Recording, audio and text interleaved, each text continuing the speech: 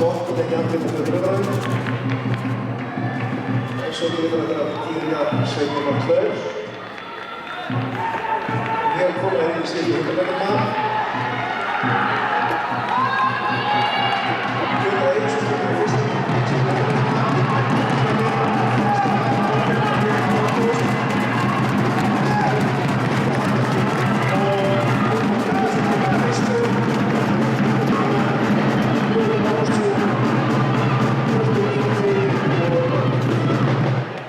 Ástóri og Tryggvason fljóti.